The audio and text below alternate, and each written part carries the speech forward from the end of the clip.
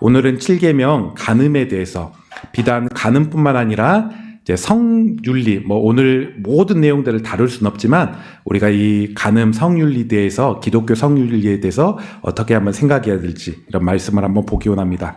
오늘날 이 세대는 참 성적인 거룩함을 지키기 점점 어려워지는 그런 시대가 되고 있습니다. 서양의 좋은 것도 들어오지만 서양의 안 좋은 문화와 가치관들이 더 빨리 들어와서 한국 사회가 되게 예의도 있고 또 우리 장년들은 그렇게 아마 젊은 시절에 사셨을 거예요. 그래도 나름대로 정절이라는 그런 개념이 있는데 이런 개념들이 점점 파괴되고 결혼한 분들도 주변에 보면 불륜 이로 인해서 어렵고 고통당하는 그런 사람들이 주변에 꽤 있는 것들을 보게 됩니다. 서양의 그런 이야기인데 이런 얘기 우스갯소리가 있어요. 지어낸 얘기입니다. 모세가 10계명 받기 위해서 시내산에 올라갔죠. 40일 동안 머무르다 보니까 너무너무 사람들이 기다리다가 이제 막 내려오게 되었습니다. 사람들이 묻죠. 하나님이 무슨 그런 많은 말씀을 주셨기에 40일이나 있었습니까? 이렇게 물어봅니다. 그때 모세가 이야기하기를 좋은 소식과 나쁜 소식 두 가지가 있습니다. 이렇게 얘기합니다. 무엇부터 듣고 싶습니까? 좋은 소식부터 듣고 싶습니다. 얘기하니까 모세가 이야기하기를 하나님께서 40일 동안 내게 말씀하셨지만 중요한 계명은 딱 10가지밖에 안 주셨습니다. 10개만 잘 지키면 됩니다. 이런 얘기를 합니다. 그러면 나쁜 소식은요? 이렇게 얘기하니까 모세가 얘기하기를 간음하지 말라라는 계명을 끝내 빼지는 못하였습니다. 이런 얘기를 하는 우스갯소리이긴 하지만 서양의 우스갯소리이긴 하지만 그 시대를 반영해 나가는 그런 어떤 씁쓸한 얘기일 거라 이런 생각을 한번 해보게 됩니다. 7계명을 범해버리는 사람도 많고 또 범함에 따라서 이로 인해서 고통당하는 분명히 그것들을 범하면 상대적으로 개인과 자신, 가정에 고통당하는 그런 사람들이 많이 있죠. 가정이 깨어버린다든지 또 어떤 이들에게는 큰 상처가 되기도 합니다. 연인 또 개인들에게도 개인 그 당사자에게도 어려움을 주는 그런 모습들이 상당히 많이 있습니다. 우리는 세상이 아무리 악해지고 이 세상이 성윤리 또 문란함 이런 것들이 정말 많아진다고 할지라도 구별되게 사는 사람이죠. 이제 거룩이라는 그런 표현이 다른 의미가 아닙니다. 거룩이란 말은 구별되다. 이게 거룩의 원뜻입니다. 하나님의 백성으로 구별되고 세상 사람들로부터 구별되는 게 구별돼서 하나님 앞에 바쳐지고 세상에서 구별되게 다르게 살아가는 게 바로 거룩이라는 것입니다. 이 세상은 어쩌면 방종하고 또 성적인 윤리 가운데 쉽게 그냥 그런 것들 문제시 삼지 않는 이런 세상 가운데 성경은 지금이나 1000년 전, 2000년 전이나 이 말씀은 동일할 것인데 우리에게 7계명을 어떻게 지키라고 하는지 오늘 한번 말씀을 통해서 듣기 원합니다. 그리고 제가 먼저 선제적으로 이야기하는 것은 오늘 7계명을 이야기하다 보면 우리가 자칫 이런 좀 선입견이 들 수가 있어요. 금지의 명령을 이야기하다 보니까 자칫 우리가 좀 성에 대해서 부정적으로 바라볼 수 있는 그런 생각, 그런 시야도 혹 생길지도 모르겠습니다. 성이나 성관계에 대해서 바람직하지 않다, 부정적인 어떤 느낌들. 그런데 그러지는 않아요. 이제 성이라는 것은 하나님이 만드셨죠. 하나님이 만드신 모든 것들은 사실 선하고 좋은 것들입니다. 그리고 이런 성이라는 것은 분명 하나님께서 인간의 어떤 기쁨과 풍요로움을 위해서 그리고 더욱더 사랑하는 남녀 가운데 사랑하는 방법으로 주셨습니다. 그리고 이게 얼마나 오묘하냐. 이런 성관계를 통해서 생명이라는 또 다른 자식이라는 생명 역시도 이런 통로로 낳게 해주었죠. 하나님이 되게 오묘하고 되게 인간의 기쁨을 위해서 우리에게 주신 것입니다. 그리고 건강한 사람이라면 몸과 마음이 건강한 사람이라면 나이가 들수록 성에 대해서 관심을 갖게 되고 또 성적인 본능을 갖는 것들은 자연스러운 건강한 사람들의 그런 모습이고 하나님이 인간을 그렇게 만드셨습니다. 다만 하나님은 이 성이라는 것을 가정 안에 강력하게 결부를 시켜놓습니다. 즉 이런 어떤 성적인 즐거움을 어떻게 누리겠느냐 하나님께서 오직 가정이라는 삶 가운데 풍성하게 누려나갈 수 있도록 책임질 수 있는 그런 관계 안에서 풍성하게 누려나갈 수 있도록 이 땅에서 그렇게 만드시고 여기를 벗어나 버리면 이 귀하고 거룩한 것 또 자녀를 낳고 이런 또 생명을 잉태해 나가는 그런 모든 것들이 오용되어 버리는 것을 보게 됩니다. 그래서 오늘 말씀 간음하지 말라라는 그런 말씀을 볼 것인데 한 세 가지 관점으로 볼 것입니다. 첫 번째, 이 계명 자체의 내용이 무엇인지, 간음하지 말라는 말이 뭔 말인지 먼저 한번 들어보고, 두 번째, 왜 주셨는지, 그리고 세 번째 더 중요한 거, 우리가 이것들 지키기 위해서 어떻게 살아야 되는지. 작년에 제가 한 세대를 두고 하면 조금 더 깊이 얘기할 수 있을 것 같은데, 우리는 청년, 학생 다 있다 보니까 약간 제가 넓게 아주 구체적으로 언급하기는 한계가 있지만 넓게 얘기하지만은 여러분이 그 안에서 필요한 것들을 교훈을 한번 삼아봤으면 좋겠습니다. 첫 번째, 간음이라는 명령 자체의 의미가 무엇인지 먼저 한번 생각해 보겠습니다. 하나님께서는 결혼이라는 것을 만드셨죠. 아담과 하와를, 인간을 창조하시고 그들을 결혼하게 하시면서 결혼제도, 인간은 서로 짝을 통해서, 가정을 통해서 이루며 살아가야 된다. 혼자는 못 산다. 이렇게 하나님께서 결혼제도, 가정제도를 두셨습니다. 그런데 이제 부부는 사랑하면서 서로 관계를 갖게 해주셨죠. 그런데 간음이라는 것은 무엇이냐? 바로 결혼이라는 테두리를 벗어난 모든 인간의 성적인 관계를 다 간음이라 이렇게 말씀합니다. 이 간음의 대표적인 게 불륜입니다. 이런 얘기, 남이 하면 불륜, 내가 하면 로맨스, 이런 내로남불 이런 표현들 너무 많이 쓰죠. 대표적인 게 이제 불륜입니다. 누가 하든 어떤 사연으로 하든 이 사람은 그럴 수밖에 없다, 이런 것들이 있더라도 불륜은 간음이다, 나쁜 것이다. 분명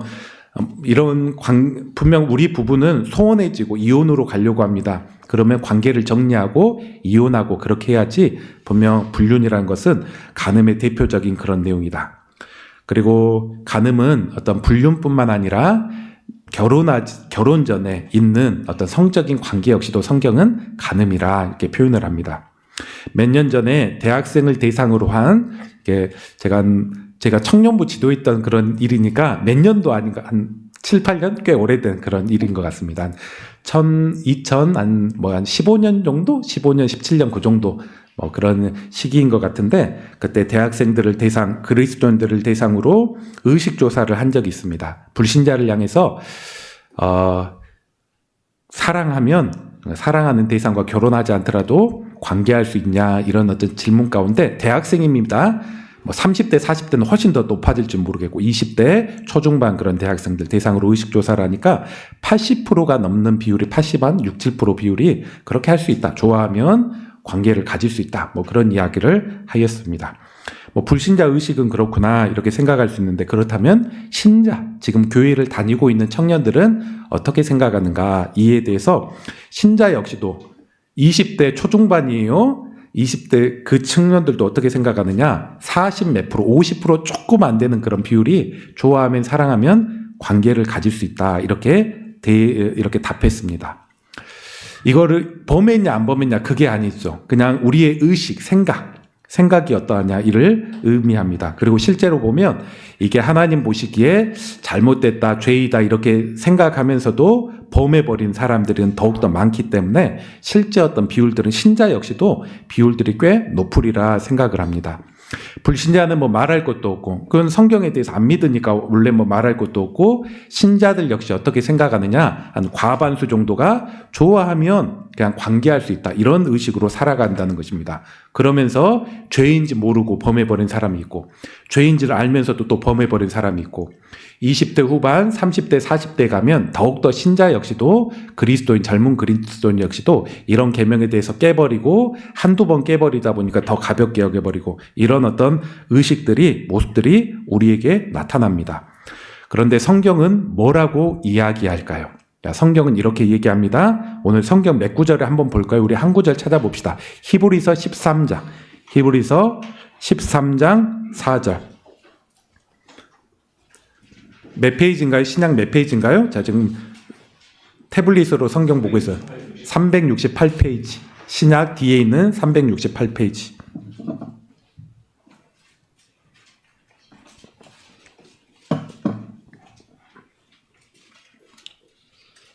자, 근거들을 한번 살펴보도록 합시다. 히브리서 13장 4절. 같이 한번 읽어볼까요? 읽습니다. 시작. 모든 사람은 결혼을 귀히 여기고 침소를 더럽히지 않게 하라. 음행하는 자들과 간음하는 자들은 하나님이 심판하시리라. 아멘. 뭐라고 얘기하나요? 여기 보니까 결혼을 귀하게 여기라. 그리고 침소, 잠자리를 얘기하죠. 침대 잠자리를 더럽히지 말라. 간음하지 말라는 거예요. 어떤 형편이든지 결혼을 귀하게 여기고 결혼 후에 그런 관계들, 잠자리로 침대를 더럽히지 말라 하면서 마지막에 음행, 성적인 여러 가지 죄악을 범하는 자, 간음하는 자들은 하나님이 반드시 그에 합당한 징계, 대가, 심판을 받게 나간다. 이렇게 얘기하고 있습니다. 우리가 이거 하나는 확실히 한번 해야 됩니다. 우리 인간이 불순종할 수도 있고 7계명을 못 지킬 수 있지만 분명한 한 가지는 하나님은 간음에 대해서 엄격하게 생각하시고 결혼에 관계하는 모든 관계에 대해서 침대를 더럽히는 것들로 여기고 또 그에 따라 하나님이 분명 어떤 징계, 심판 이런 모습들이 개인적인 어려움들 이런 것들이 분명 있을 줄 알아야 됩니다. 우리가 지키지 못하고 범했을 수도 있지만 사람이 연약함 때문에 그렇게 할 수 있지만 성경의 내용은 계속 동일하다. 이거에 대해서 죄라고 여기고 하나님은 그 죄를 가볍게는 여기지 않는다. 우리가 그런 가치관으로 살아야 될 것입니다. 불륜도 죄고 또 미혼 남녀의 그런 어떤 결혼의 그런 것들도 죄고 그리고 또 하나 어떤 것들도 한번 생각해 봐야 되냐. 예수님은 마태복음 5장 27절에 보니까 또 이렇게 얘기합니다. 27절 28절에 보니까 간음하지 말라 이런 말씀을 너희가 율법을 통해서 들었거니와 나는 너희에게 이르노니 다시 재해석을 해줍니다. 음욕을 품고 음란한 마음을 품고 여자를 보는 자마다 이미 마음으로 간음하였다. 누군가를 향해서 음란한 마음들 어떤 대상을 보면서 그렇게 여겨가는 것들도 하나님께서 마음의 그런 죄 우리 예수님이 그렇게 말씀하시죠. 누구를 꼭 죽여서 살인이 아니라 크게 미워하고 분노하고 이런 것들도 살인으로 가는 그런 또 명령하지 말라의 넓은 거에서 지켜야 된 그런 내용이라면 간음 역시도 누군가와 꼭 행위를 했느냐 안 했느냐 이것뿐만 아니라 이런 음란한 어떤 마음을 가지고 누군가를 향해서 막 그런 마음을 갖고 나아가는 것 역시도 간음이라고 이야기합니다. 그리고 예수님은 참고로 또 이렇게도 얘기해요. 이혼에 대해서도 간음이 될 수 있다. 성경은 예외적인 몇 가지 사항이 분명히 있긴 있지만은 이혼에 대해서 분명히 또 금하고 있고 예외적인 사항이 있긴 하지만 금하고 있고 이혼 역시도 하나의 간음의 하나의 일환이라 이렇게 얘기하고 있는데 뭐 이런 것들은 이후에 뒤에 뭐 다른 시간에 한번 또 다르게 한번 생각해 보도록 하겠습니다. 이처럼 간음의 뭔가 정리해 보면 결혼 관계, 테두리 밖에서 행해지는 모든 성적인 관계, 심지어 마음의 그런 죄까지도 하나님은 간음이라고 표현한다. 이런 이해가 있어야 될 것 같습니다. 그렇다면 두 번째, 하나님께서 왜 간음하지 말라 이런 명령을 주셨냐? 우리 인간이 성적으로 고행하고 뭔가 그러기 위해서 주신 게 아니죠. 우리를 힘들게 하고 절제하고 뭐 그렇게 좀 살아봐 이렇게 하려고 준 게 아니면 청년들 더 있네 그렇게 준 게 아닙니다. 하나님은 간음하지 말라 여러 이유가 있는데 그 중에 핵심은 이것입니다. 뭐 세 가지 얘기할 거지만 그 첫 번째는 간음하지 말라라는 것은 우리의 가정을 우리의 어떤 목숨처럼 중요한 우리의 가정을 지키기 위해서 간음하지 말라 이렇게 말씀하셨습니다. 하나님은 인간을 창조하시고 남자와 여자를 구분하여서 만드셨죠. 결혼하게 하셔서 사랑하게 하셨습니다. 이 결혼관계를 하나님께서 이렇게 표현하십니다. 창세기 2장 24절에 보니까 남자와 여자가 부모를 떠나 아내와 합하여 둘이 한 몸이 될지라 이렇게 표현합니다. 쉽게 얘기하면 성경은 결혼에 대해서 어떻게 얘기하냐. 부모를 떠나서 그러니까 부모에 좀 종속되고 영향받았던 그런 관계를 이제 뒤로 좀 하고 남자와 혹은 여자와 한 몸이 되는 것, 둘이 한 몸이 되는 게 바로 결혼이다. 인격이 한 몸이 되고 또 정신이 한 몸이 되고 몸이 한 몸이 되고 이것을 바로 가정이라 결혼이라 이렇게 이야기하고 있습니다. 그리고 구체적으로 몸이 하나가 되는 것을 바로 이제 성관계를 통해서 우리에게 알려주고 있죠. 한 몸. 성관계로 육체적으로 하나가 되고 또 인격적으로 하나가 되게 했습니다. 그런데 간음이 뭐냐? 이미 이제 한 몸이 인격적으로 또 여러 가지 정신과 몸이 한 몸이 결혼을 통해서 되었는데 이 한 몸 돼버린 것을 깨뜨려버리는 게 분리시켜버리는 게 바로 간음입니다. 그래서 이 간음을 누군가 하면 그 배우자, 상대 배우자에게는 이 간음만큼 큰 상처를 주는 게 없습니다.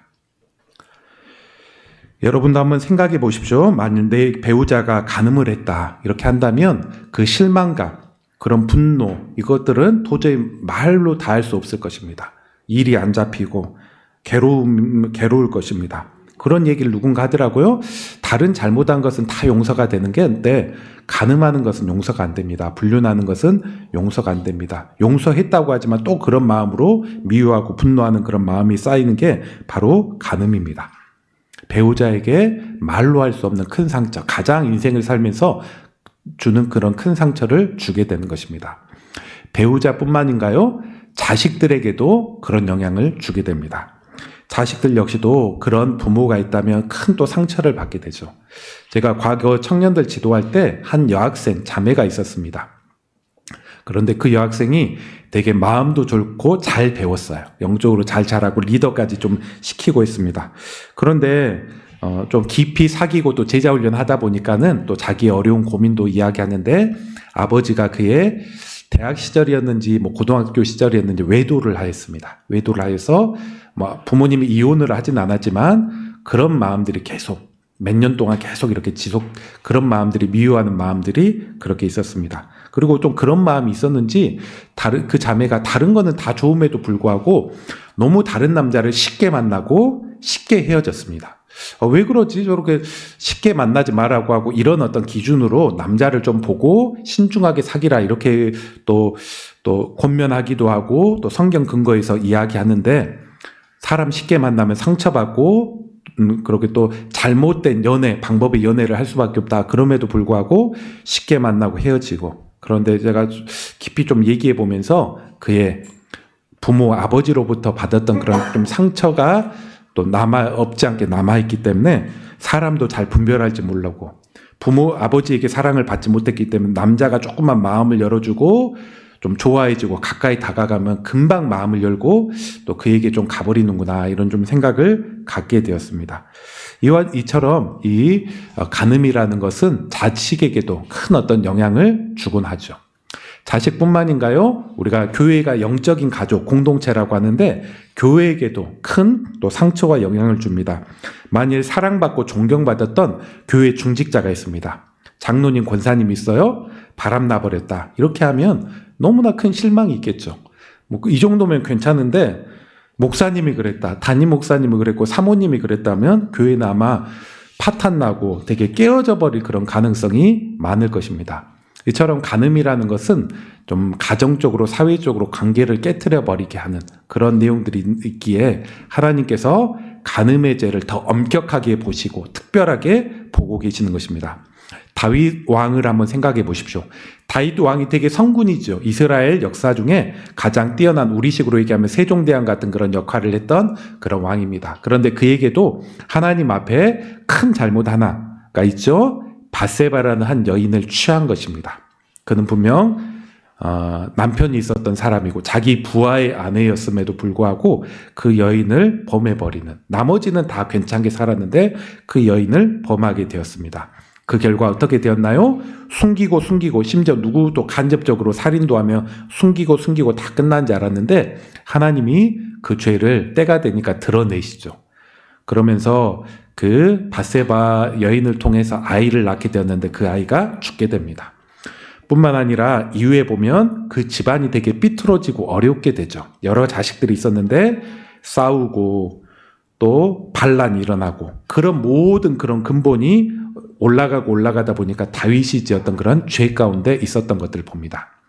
가정이 파괴되고 다윗이 파괴까지는 아니지만 되게 어려움을 겪었고 또 그가 그렇지 않았다면 나라 역시도 조금 더 평안할 수 있었는데 워낙 왕이라는 큰 영향력이 있었기 때문에 나라 역시 어지러웠던 그런 모습으로 나타납니다. 이런 것들 보면 하나님이 분명 다윗의 죄에 대해서는 용서했지만 전에 사울왕 같은 경우는 왕위를 빼앗아 버렸지만 다윗에게는 그렇게까지는 하지 않았습니다. 왕위를 지켜주고 용서하셨습니다. 하지만 다윗의 간음죄에 대해서 그가 치러야 될 대가들은 치르게 하시고 반란이 일어날 때마다 내 잘못 때문에 내가 그때 넘어져가지고 그렇구나 이를 계속해서 그가 깨닫게 된 것입니다. 첫 번째, 가정을 지키기 위해서. 그리고 두 번째, 또 다른 그런 이유가 하나가 있는데 바로 우리를 지키기 위해서입니다. 거룩한 성전인 우리를 지키기 위해서. 성경 한 구절 또 봅시다. 고린도전서 6장. 고린도전서 6장 한번 봅시다. 신약의 6장입니다. 또 페이지 몇 페이지인가요 이거? 268페이지라고 합니다. 268페이지.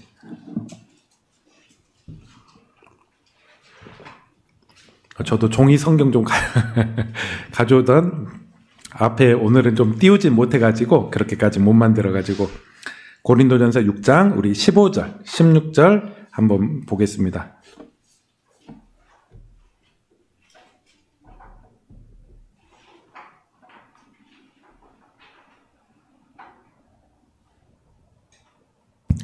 예, 우리 같이 한번 읽어볼까요? 15절 읽습니다. 시작. 너희 몸이 그리스도의 지체인 줄을 알지 못하느냐? 내가 그리스도의 지체를 가졌고 창녀들의 지체를 만들겠느냐? 결코 그 다음 절까지 창녀와 파는 자는 그와 한 몸인 줄을 알지 못하느냐? 일러스되 17절 유명한 구절이죠. 조합하는 자는 한 영이라 이렇게 이야기하면서 음행에 대해서 쭉 이렇게 이야기하고 있습니다. 우리가 예수님을 우리의 구원자와 주인으로 삼는 순간 우리는 어떤 일이 일어나냐? 로마서 최근에 보고 있는데 그 예수님과 우리가 하나가 됩니다. 이를 신학적인 표현으로 연합이라고 표현하죠. 우리가 예수님과 하나가 되었어요. 마치 결혼 관계처럼 하나가 되었습니다. 이렇게 하나가 되고 우리 마음 가운데 이제 거룩하신 성령께서 거룩한 영께서 들어오게 되었습니다. 우리 육체를 이제 집으로 삼으셨어요. 성령님이 계시는 집.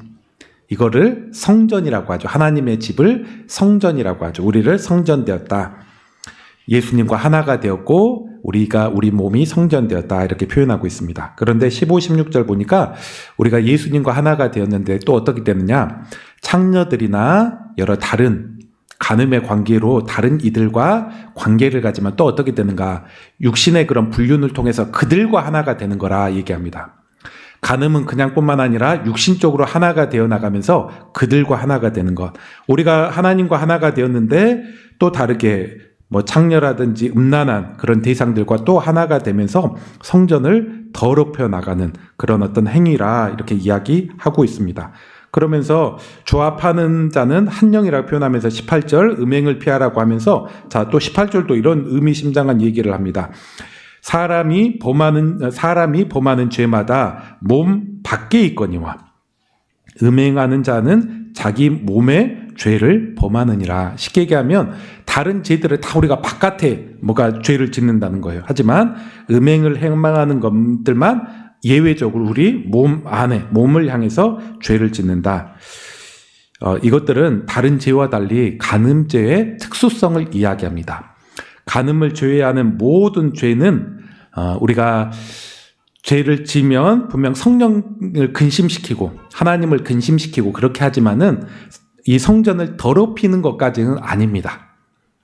성전 자체를 더럽히는 몸 바깥에 하는 거니까 성전 자체를 더럽히는 것은 아닙니다. 성령을 근심시키고 또 우리가 또 죄 아래 좀 굴복해 해서 눌리고 살아가지만 그런데 하나 예외가 있는데 바로 음란의 그런 죄만큼은 우리 성전대 우리를 더럽히고 우리 영혼을 크게 파괴시켜 나가는 그런 어떤 특별한 그런 내용이 단다는 것입니다. 그래서 성적인 어떤 죄는 중독성도 강하고 한번 빠져나가면 빠져나오기 힘들고 영혼에 큰 해악이 되는 우리 영혼을 크게 파괴시켜 나가는 아주 대표적인 최고의 그런 죄가 바로 음란, 간음입니다.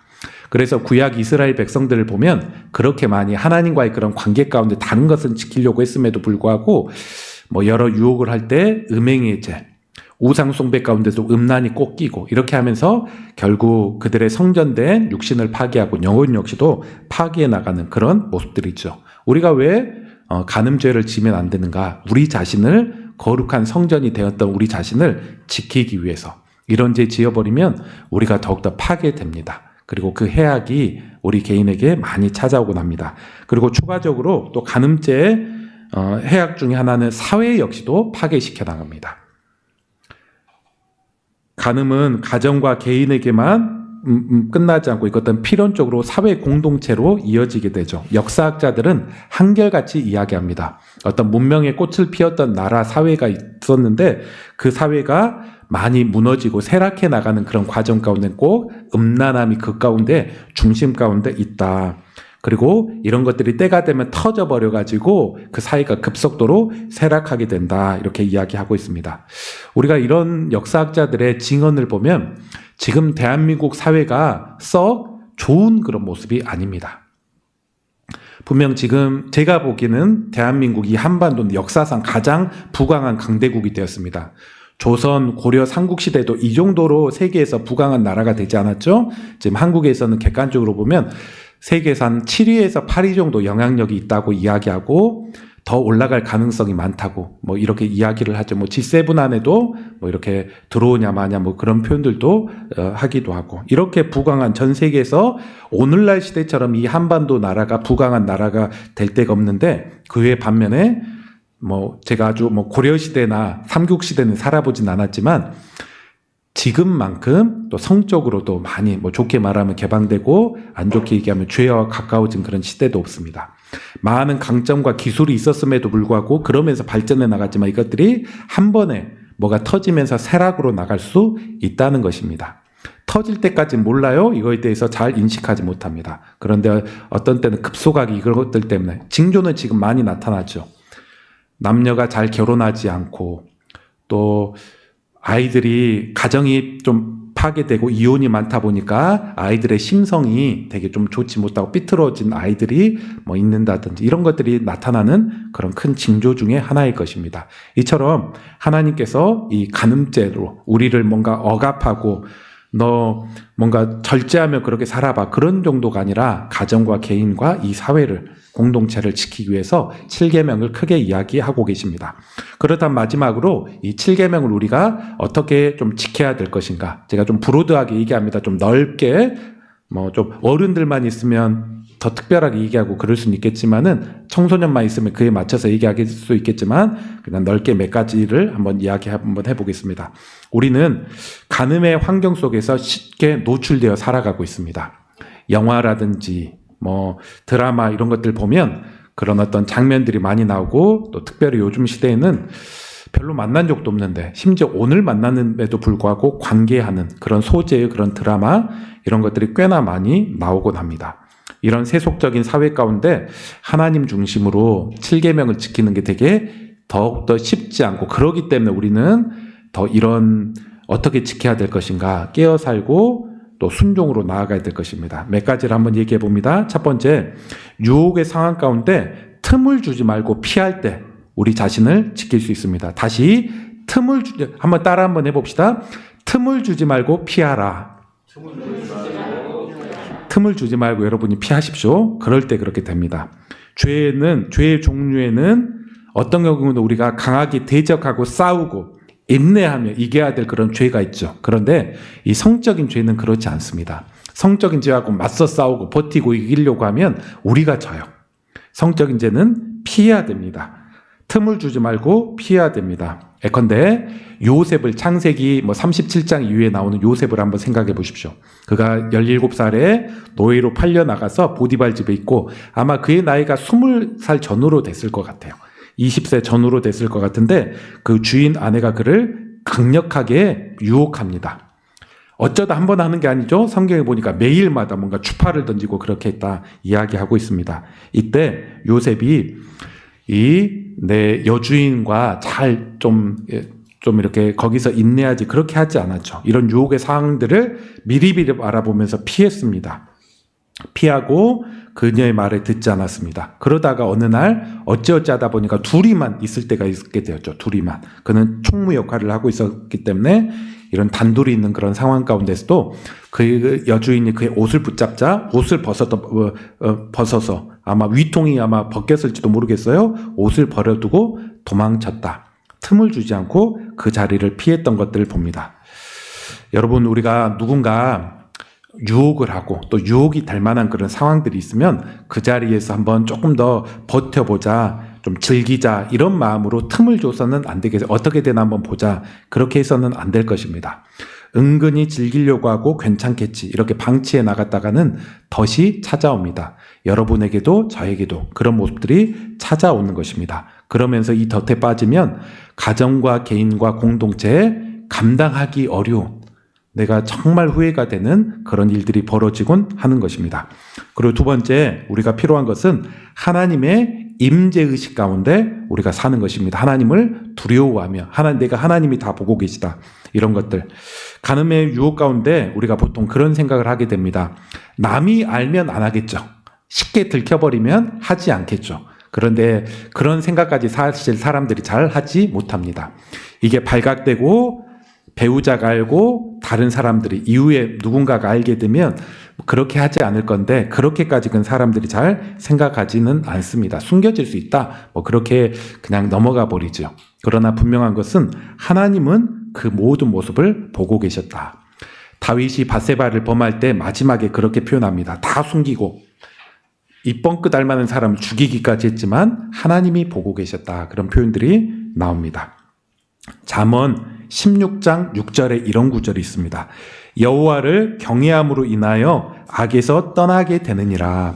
어떻게 악에서 떠난다고요? 하나님을 경외함으로, 하나님을 두려워함으로, 하나님이 나를 보고 계신다. 이런 어떤 두려움들, 경외감, 또 죄에 대해서 하나님 엄격하시다, 나를 치신다. 이런 어떤 두려움이 우리의 죄를, 우리의 어떤 유혹이나 악에서 우리를 떠나게 하는 것입니다. 만일 우리가 그냥 사람 보지 않는 데서는 그냥 점잖은 척하고 그렇게 죄 안 지려고 하면 사람들이 없는 곳, 잘 보이지 않는 곳 가운데는 죄를 범해버릴 수 있습니다. 그렇게 우리는 이것들을 더 넘어가서 사람들 볼 때는 말할 것도 없고 보이지 않는 곳에서도 요셉처럼 내가 어찌 하나님 앞에 큰 악을 제하리까, 득제하리까, 그런 모습이 필요합니다. 하나님은 보고 계시다. 임재의식, 두려움 가운데 서는 그런 모습들. 하나님이 우리 앞에 계시죠. 지금 여러분 예배 드리고 있는 앞에 계시고 주님이 또 이곳에 임재하시는데 예배뿐만 아니라 하나님이 나를 보시고 그에 합당한 또 경건함에 대한 축복, 또 어떤 부정함에 대한 하나님의 어떤 징계, 이런 것들이 있다. 이런 모습이 필요할 것입니다. 그리고 그와 함께 우리가 평소 생활 가운데서도 말씀과 기도로 우리에게 계속 영적인 어떤 힘을 북돋워 줘야 될 것입니다. 디모데전서 4장 5절 하나님의 말씀과 기도로 거룩해지느니라. 어떻게 우리가 거룩해진다고요? 말씀과 기도로. 이것들이 자꾸 뿌려져 나가면서 하나님 뜻 가운데 살아가려고 하고 경건의 훈련이 됩니다. 우리 주변에 보면 교회 예배는 나오고 봉사는 많이 하는데 말씀과 기도의 힘이 약하면 쉽게 넘어져 버립니다. 이런 사람들은 성범죄에 또 넘어져 버린 그런 모습을 보게 됩니다. 우리 주변에도 보면 멀리 가지 않다고 할지라도 말씀과 기도가 빈약한데 미디어, 인터넷, 스마트폰 이런 데 즐기는 시간들이 너무 많다면 우리는 이것들을 이겨낼 수 있는 힘이 그만큼 약해져 있는 것이죠. 말씀과 기도로 연료로, 거룩의 연료로 채워질 때 우리 자신을 더욱더 힘있게 지켜나갈 수 있을 것입니다. 그리고 세 번째, 우리가 또 지킬 수 있는 방법은 성실하고 즐거운 결혼 생활을 통해서 우리 자신을 즐기고 간음에 빠지지 않게 됩니다. 쉽게 얘기하면 가정생활에 충실히 하고 더 나아가서 배우자와의 그런 어떤 관계, 또 성관계까지 포함해서 이런 것들을 잘 돈독하게 하라는 것입니다. 고린도전서 7장 마지막으로 한번 봅시다. 고린도전서 7장 2절 몇 페이지인가요? 268페이지 268페이지 고린도전서 7장 2절. 자, 이렇게 얘기하고 있습니다. 음행을 피하기 위해서 남자마다 자기 아내를 두고 여자마다 자기 남편을 두라. 쉽게 얘기하면 간음하지 않기 위해서 결혼할 수 있으면 결혼하고 빨리빨리 하고 그렇게 할 수 있다 얘기하고 있습니다. 그러면서 이제 3절부터 5절까지 보면 이제 결혼한 자들은 성적인 의무를 이야기하죠.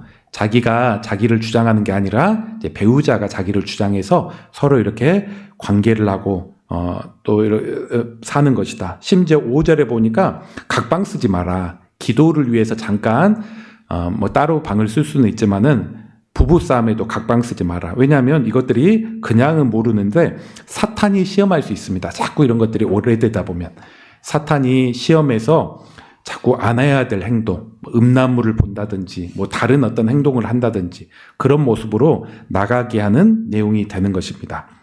그래서 이제 성경은 얘기하죠. 성실한 부부 생활을 통해서 자기를 지켜나갈 수 있다.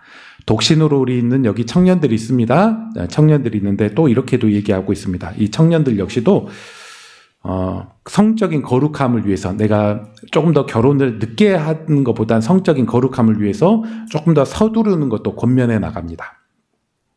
제가 29에 결혼했어요. 1월 첫째 주에 결혼을 했는데 목사님 왜 이렇게 뭐 빨리 하셨어요? 지금 뭐 그렇게 보면 그렇게 할 수 있는데 그 중에 하나가 이제 사귄 지도 오래되었고 어느 정도 오래되었고 그리고 성적인 거룩함을 위해서 내가 더 느리는 것보다는 대학원 2학년 마칠 때 신학교 2학년 마치고 꼭 졸업 안 하더라도 지금 하는 게 좋겠다 이렇게 생각을 했습니다. 제가 우리 교인들 들어보니까 목사님 뭐 29이 빨리라고 저는 23세 했습니다. 이런 가정들도 이렇게 꽤 있고 더 일찍 하신 분도 많은데 잘하셨어요. 그러니까 우리가 또 보호되고 그렇게 하셨을 수 있는데 그만큼 또 성경의 내용들은 우리의 거룩함을 지키기 위해서 결혼이라는 통로를 잘 활용하라 말하고 있습니다. 그리고 더 나아가서 부부와 좀 투명한 관계가 필요합니다. 너무 숨기고 제가 볼 땐 스마트폰도 너무 막 숨기고 자기 사생활도 숨기고 보장해달라 이런 것들도 좋은 거는 아닙니다. 분명 부부로서 또 지켜야 될 선이 있기는 있지만은 이런 비밀이 많아지고 부부로서 자기의 생활이 많아지는 것은 성경적인 내용은 아닙니다. 왜냐? 부부는 둘이 하나라고 했기 때문에 마음과 관심, 정서까지도 같이 되는 것들은 투명하게 사는 것들이 필요하고 그런 투명한 관계 가운데 사탄이 틈탈 수 있는 여러 가지들을 찾아내 나가는 것입니다. 네 번째 하나만 더 보면 뭐 특별히 미혼 남녀에게 더 연관성이 될 수 있는데 뭐 우리 학생들에게도 연관성이 있는데 스킨십을 주의해야 됩니다. 스킨십을. 성적인 범죄에는 눈이나 스킨십이 부주의할 때 쉽게 일어나게 됩니다. 남녀 불문하고 뭐 음란한 동영상이라든지 음란한 내용에서 눈을 지켜야 될 것입니다. 우리 최근에 종교개혁, 마틴 루터 이렇게 봤는데 루터가 이런 말을 했어요. 머리 위에 새가 지나갈 수 있다. 지나가는 것은 어쩔 수 없다. 슉 지나갈 수 있죠? 지나갈 수 있다. 그런데 그 새가 하늘 위로 날다가 내 머리에 둥지를 틀려고 하면 이거는 쳐내버려야 된다. 이런 얘기를 합니다. 때로는 죄된 생각이 우리에게 슉 지나갈 수 있고 뭘 봤을 수 있고 그렇습니다. 그런데 이것들이 내가 딱 붙잡으려고 하고 내가 그것들을 거기에 머무르려고 하고 이런 것들을 쳐내야 됩니다. 확대되지 못하도록 쳐내야 될 것입니다. 이성교제를 한다면 스킨십에 주의해야 될 것입니다. 스킨십의 특징, 여러분이 뭐 연애하면서 다 경험했지만 스킨십은 전진만 있죠. 내가 여기를 넘어갔다면 그 다음 이렇게 전진만 있지 후퇴는 없는 것입니다. 그렇기 때문에 뭐 진도 쉽게 속된 말로 진도를 너무 빨리 스킨십의 진도를 빨리 빼는 것은 좋은 게 아니에요. 자기를 지키고 그리고 무엇보다도 마지노선을 딱 정해서 지켜나가는 게 필요합니다. 나는 여기까지다. 이런 한계가 필요한 것입니다.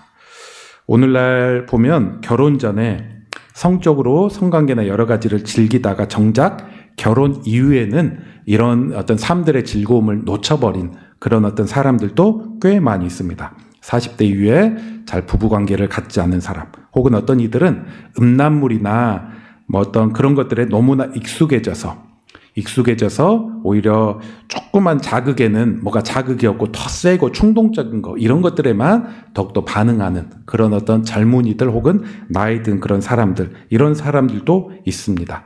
이런 것들이 다 바로 잘못된 그런 어떤 자기를 지키지 못해서 나타나는 오히려 정작 누리고 즐겨야 될 때 잘 이런 것들을 누리지 못하는 그런 어떤 하나의 모습일 것입니다. 오늘 한번 말씀을 정리해 보겠습니다. 오늘 좀 중요한 내용이어서 약간 좀 설교가 길어졌습니다. 양해해 주시고 말씀을 정리하겠습니다. 우리 하나님께서는 간음하지 말라라는 것은 우리의 자연스러운 하나님이 만들어줬던 그런 성적인 본능을 막 억누르고 기쁨을 빼앗아 가려고 하는 의도가 결코 아니었습니다. 우리 가정을 지키고 또 우리 성전된 우리들이 잘 또 거룩함으로 지켜지기 위한 그런 내용이었습니다. 고로 우리가 세상이 아무리 바뀌고 여러 주변의 세상 친구들이 어떻게 행한다고 할지라도 하나님의 말씀은 변하지 않은 것을 기억해야 될 것입니다. 이거는 죄다. 결혼 밖에 나가는 그런 관계는 죄다. 그리고 그 죄임을 알았기 때문에, 해악을 알았기 때문에 우리 자신을 결혼 전이든 결혼 후든 지키도록 해야 될 것입니다. 말씀을 들으면서 우리가 좀 사탄에게 틈타게 하는 그런 내용들이 있다면, 또 더 강화해야 될 그런 내용들이 있다면 이를 지켜가고, 또 마지막으로 이런 얘기도 덧붙입니다. 우리가 이 땅을 살아가다가 혹 과거에 이런저런 문제로 인해서 간음의 죄에 넘어졌거나 혹은 거기 전후에서 뭐 힘들하고 내가 이렇게 살았지, 그런 일도 혹 있을 줄 모르겠습니다. 그런데 하나님은 오늘 로마서 여러 내용들 보면 정죄보다 은혜의 크기가 훨씬 더 크다고 이야기하죠. 우리가 보면 간음이라는 것은 하나님 앞에 큰 죄이긴 하지만은 예수의 보혈은 우리의 지난날의 모든 과거를 다 덮고도 남고, 또 회복으로 나가고, 아까 다윗 얘기 많이 했는데 넘어졌지만 또 중요한 것은 다윗이 밧세바와 낳은 솔로몬을 통해서 왕위가 이어져 나간 것들 보면 분명 또 회복돼서 나아갈 때 하나님께서 또 더 큰 은혜를 주시는 그런 어떤 하나님이심을 보게 됩니다. 넘어졌다면 혹은 우리가 고민하는 그런 지점들이 있다면 다시 예수의 손을 붙잡고 여러분이 주님 앞에 거룩함으로 나아가고자 한다면, 또 여러분의 고민들을 주님께서 그냥 가볍게 여기지 아니할 것입니다. 그렇게 믿음으로 나아가서 승리하는 성도 되시기를 주의 이름으로 축원합니다.